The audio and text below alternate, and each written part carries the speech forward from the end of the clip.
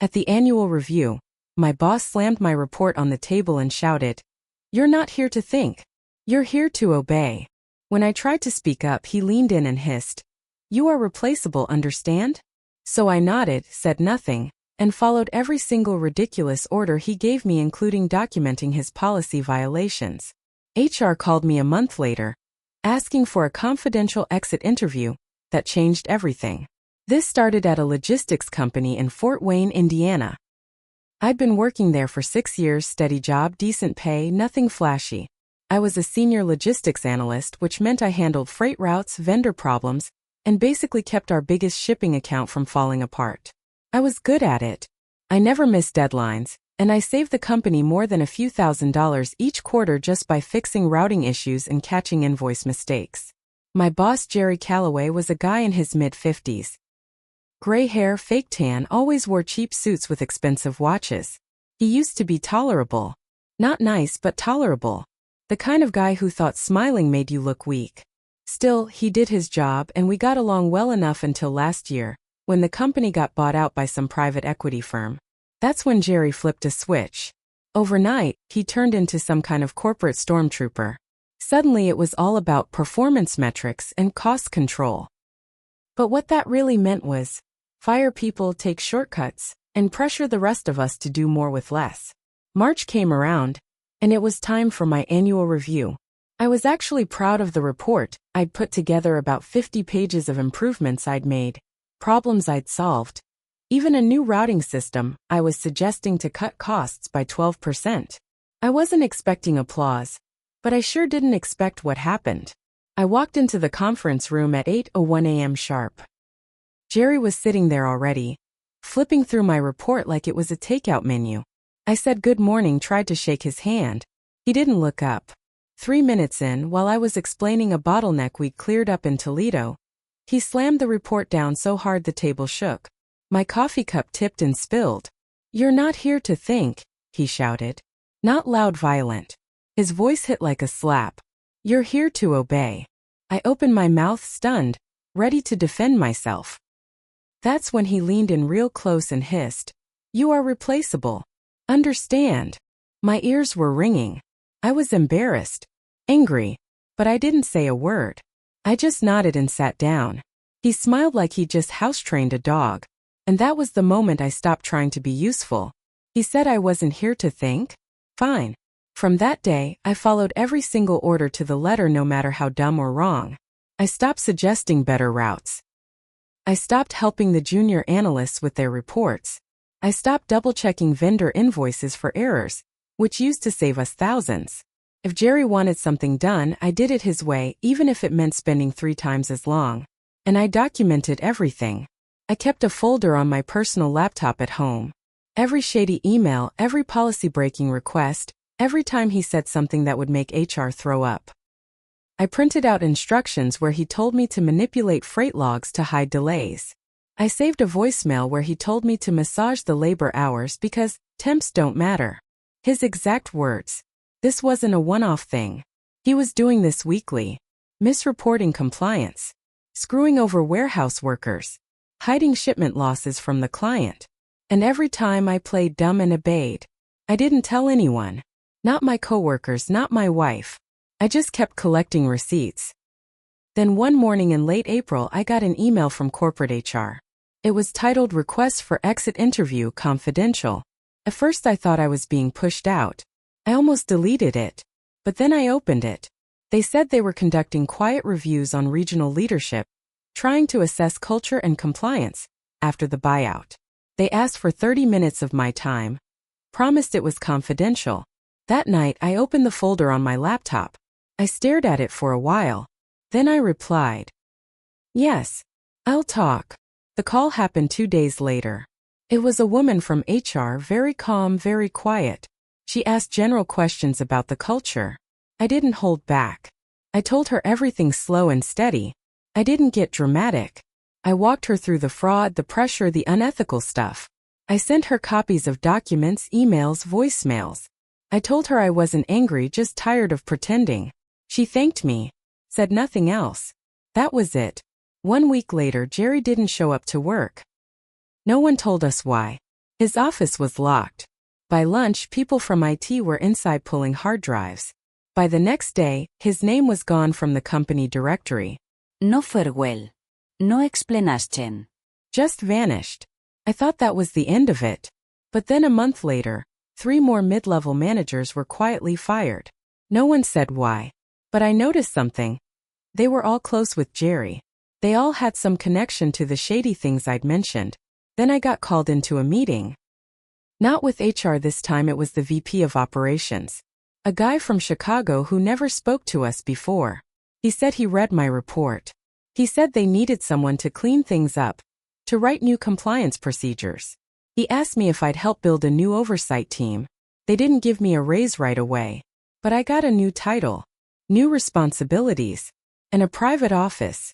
I never confronted Jerry, never raised my voice. I just did what I was told while writing it all down. First, I thought it was over. Jerry was gone. I had my new office. The company seemed to be trying to clean house. But I was wrong. I was only at the start. After Jerry got canned, people started acting different around me. Some coworkers avoided me like I had a disease. Others treated me like I was some kind of corporate spy. The whispers started. He's the one who got Jerry fired. Careful what you say around him. It didn't help that the VP from Chicago started showing up in Fort Wayne more often. And every time he was here, he stopped by my office to talk. People noticed. Some smiled. Most didn't. Then one day I got a text from an old coworker, Brad, who used to be close with Jerry. Just 3 words. You made enemies. I stared at the message.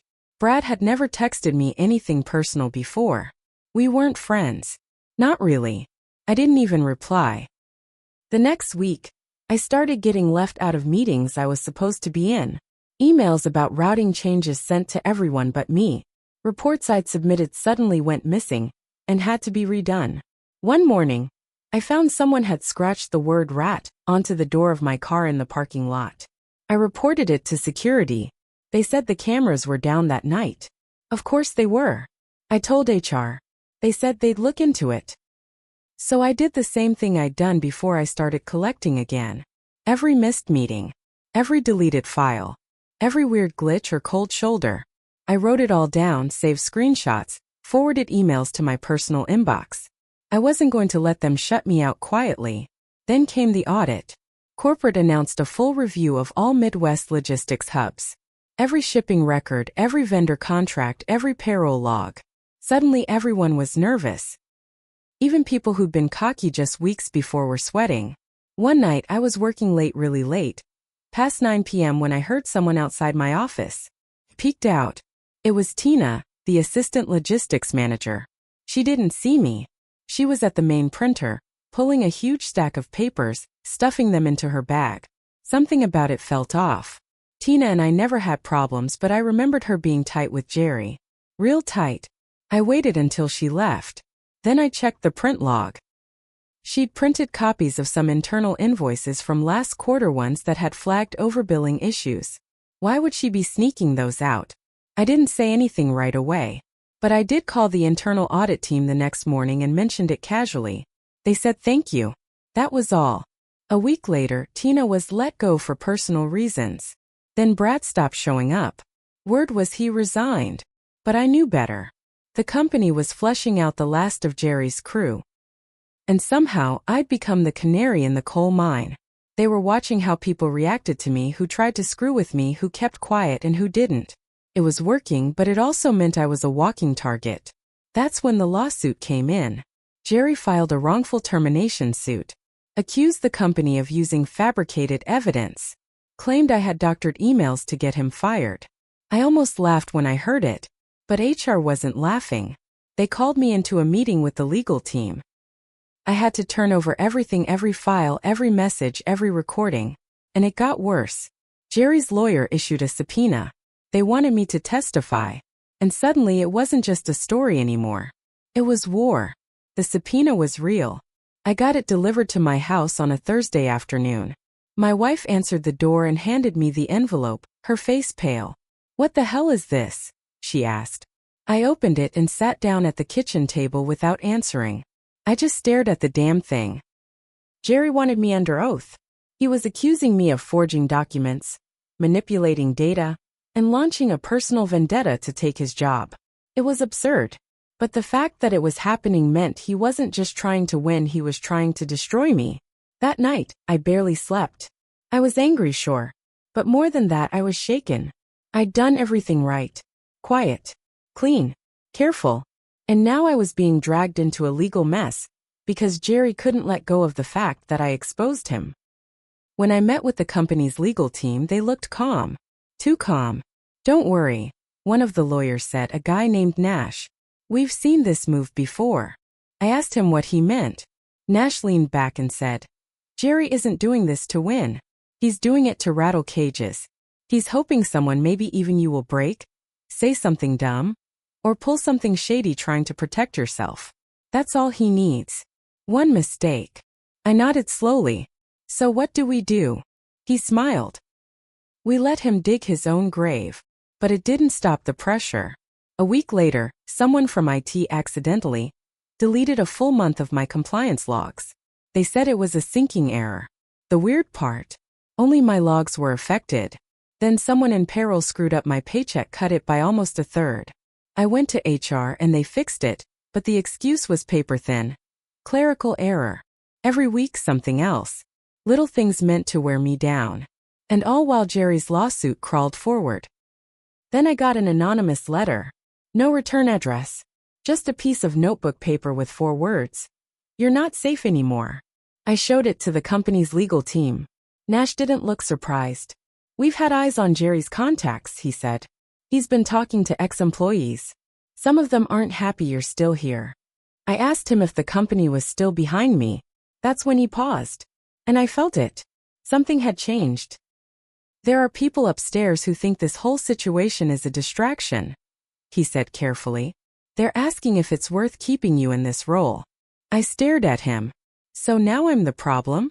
He held up a hand. Not to me. But you've got to understand, people in power don't like mess. And right now, you're at the center of one.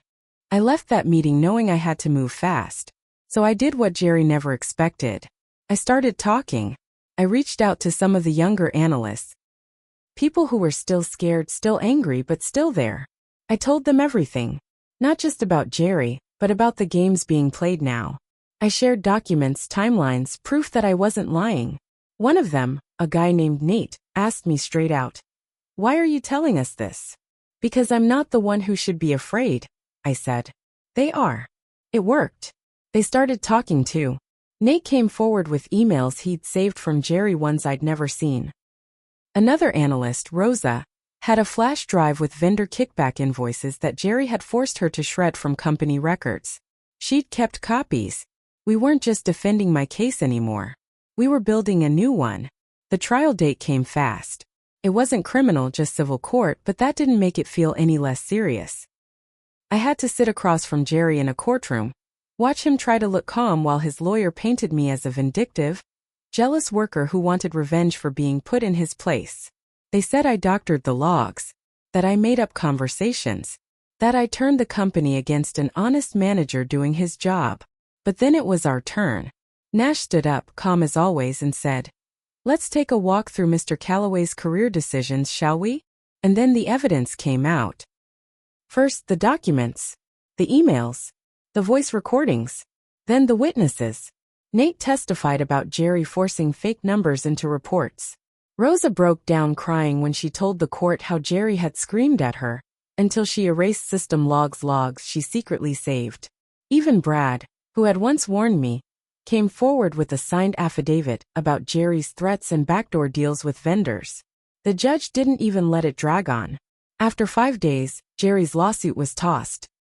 But that wasn't the end. The company wasn't done. The same week the case was dismissed, corporate filed a counterclaim against Jerry for damages, legal fees, and violating his employment agreement. Basically, they were going after everything he had left. I heard through Nash later that Jerry's house in Defiance, Ohio was on the market within a month. His wife left him. His adult son stopped speaking to him. He applied for work again and again, but in this industry word gets around fast. No one would touch him. I should have felt great. But here's the thing. I didn't walk out clean either. All that time I spent gathering dirt, playing the long game. Pretending to obey, I became cold. Distant. I pushed people away. My marriage took a hit. My wife Lisa told me one night, "You won, but you haven't looked happy since the day you started keeping secrets." She was right. I got promoted again after the trial. They offered me director of compliance. I took it. But some days I sit in that corner office and wonder how far I went just to prove a point. Jerry was a bully, a liar, a bad man, but I became someone else too. I still keep that folder on my desktop. I renamed it. Now it just says, "What it cost."